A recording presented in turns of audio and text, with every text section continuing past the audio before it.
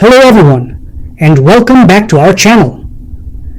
I'm so glad you're here today because I have a story for you that could fundamentally change how we understand democracy in Canada. Picture this, a legal battle that goes straight to the heart of how our country's parliament operates. An issue that has stirred controversy time and time again, and now it's the focus of a major lawsuit. I'm talking about a group of Canadians who are taking Prime Minister Justin Trudeau's government to court over the use of prorogation, and they're not doing it alone. They have the support of the Justice Centre for Constitutional Freedoms, also known as the JCCF. If you've ever wondered how democracy can be both flexible and fragile at the same time, this is the video for you. Now, before we dive into the nitty-gritty of the lawsuit, let's zoom out and see the bigger picture. What is prorogation? Why does it matter? And how has it ended up at the center of a legal firestorm? If you've ever found yourself scratching your head whenever you hear the word prorogation, you're not alone.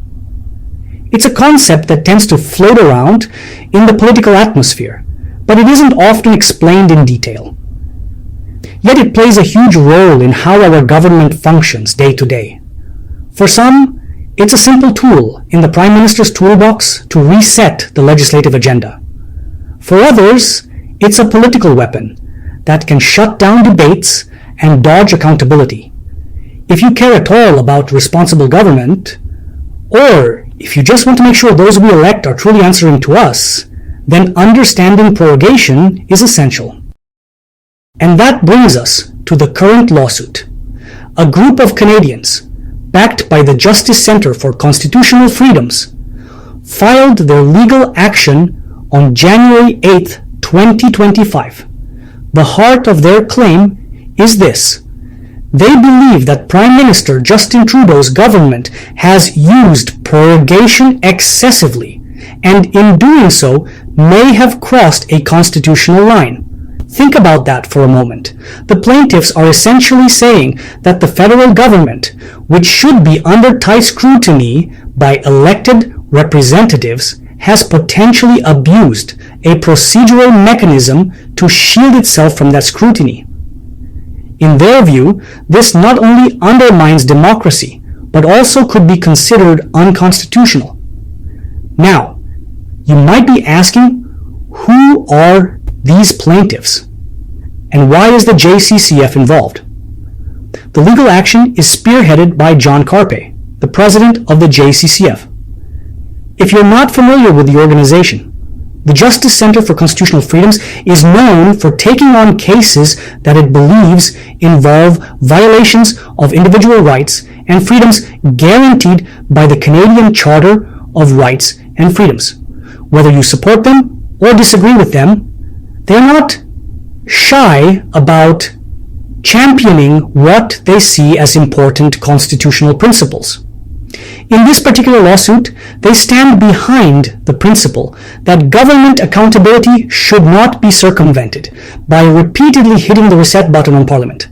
So, what are the specific allegations in this lawsuit?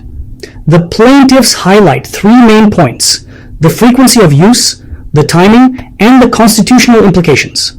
Let's tackle each in turn.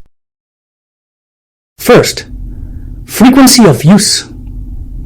Under Prime Minister Trudeau's leadership, there have been multiple instances of prorogation. While this in itself might not necessarily be a smoking gun, the plaintiffs argue that the number and pattern of these prorogations warrant greater scrutiny. They ask whether it's truly necessary to end a parliamentary session that often. After all, if prorogation happens too frequently, you start to wonder if the government is doing it out of necessity or out of convenience. Each time Parliament is prorogued, important work is paused, committees stop meeting, and bills can even die on the order paper if not reintroduced. To critics, that's a red flag because it disrupts the normal flow of democratic governance. Second, the timing. Even if prorogation is used just once, it can still be controversial if it appears to be happening at a very convenient moment. Maybe there's a hot button issue that's in the headlines. Maybe a committee is about to release a damning report. Or perhaps the opposition is on the verge of holding the government's feet to the fire over a major scandal. When the Prime Minister decides to prorogue Parliament right before or during these critical junctures, it sends a message, intentional or not, that the government might be dodging accountability. The lawsuit, filed by the JCCF-backed plaintiffs, zeroes in on these moments, arguing that it's not a coincidence that prorogation took place when the government was under intense scrutiny. Third, and perhaps most significantly, are the constitutional implications. Canada's system of government is built on the principle of responsible government. That means the executive branch, led by the Prime Minister and Cabinet, must retain the confidence of the House of Commons and remain accountable to it. If the executive can simply shut down the House whenever it becomes politically inconvenient, does that not strike at the core of how a responsible government is supposed to work? The plaintiffs argue that excessive or strategically timed prorogation could be tantamount to a violation of these foundational principles. In other words, they claim it chips away at the checks and balances that make a democracy function effectively.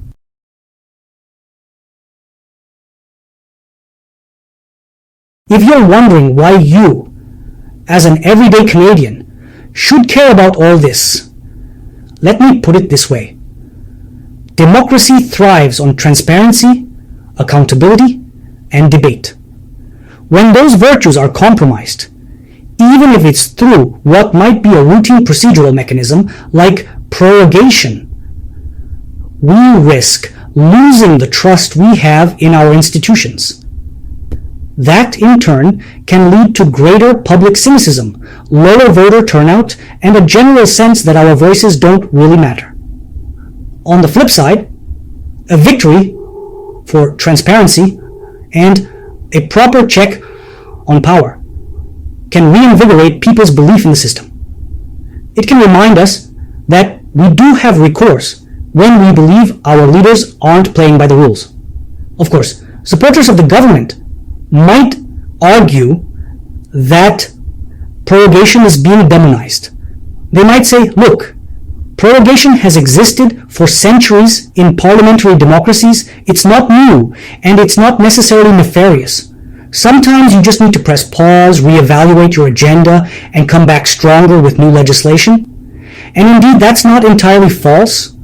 There are legitimate reasons to prorogue a session. The core question is whether those legitimate reasons are being overshadowed by the potential for political gamesmanship. Throughout Canadian history, prorogation has occasionally landed in the spotlight.